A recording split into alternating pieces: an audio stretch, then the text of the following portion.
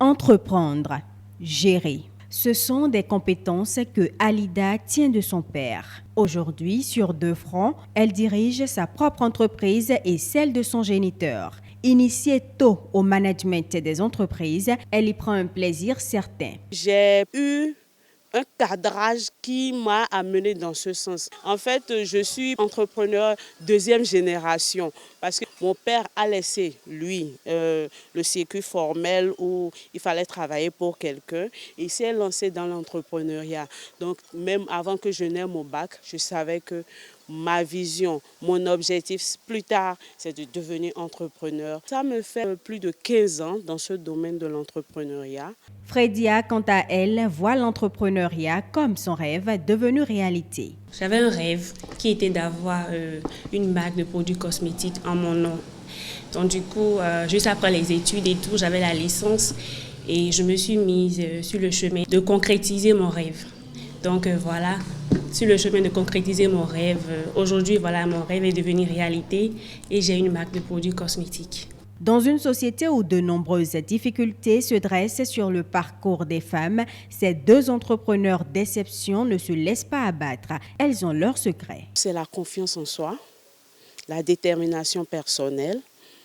Le deuxième aspect ou le deuxième facteur, c'est votre entourage. Et le troisième facteur, c'est votre équipe, l'équipe qui travaille avec vous. Il y a eu les moments de découragement, il y a eu les moments de creux de vague et il y a eu les moments de motivation extrême. Et en toute chose, c'est qu'il faut toujours continuer.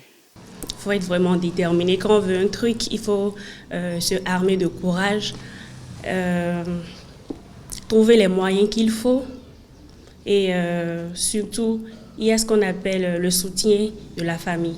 Pour cette initiative couronnée de succès, Alida et Fredia cèdent des technologies du numérique en plein essor. Aujourd'hui, toute entreprise qui veut réussir doit forcément se concentrer un peu sur les réseaux sociaux. C'est important parce que presque tout le monde est sur Facebook. Donc, pour avoir la cible que tu veux, il faut que tu communiques plus sur ton entreprise. J'ai 60% de clientèle à l'extérieur, à l'international. C'est la preuve que le numérique contribue pour beaucoup. Les atouts du numérique dans le cadre de l'entrepreneuriat auront donc été appréhendés au mieux par les deux jeunes femmes. Donc, une femme aujourd'hui, béninoise, africaine et autres, qui a une idée d'entrepreneuriat, forcément a besoin du numérique pour la promouvoir. Parce qu'aujourd'hui dans le monde, on ne peut plus faire sans le numérique. Tous les corps de métier aujourd'hui ne peuvent plus se passer du numérique.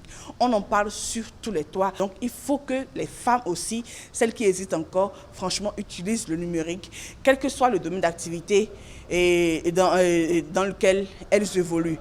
Pour s'adapter au numérique, c'est simple. Il faut être à l'affût de l'information, à l'affût du nouveau. Il faut chercher à apprendre, il faut chercher à comprendre. Il faut voir comment les autres utilisent bien le numérique. Comme Fredia et Alida, des milliers, voire des millions de femmes sont confrontées aux difficultés relatives à l'entrepreneuriat. Le numérique apparaît comme une solution, mais son accès très largement restreint demeure une des grandes entraves à l'essor des femmes dans le monde des affaires.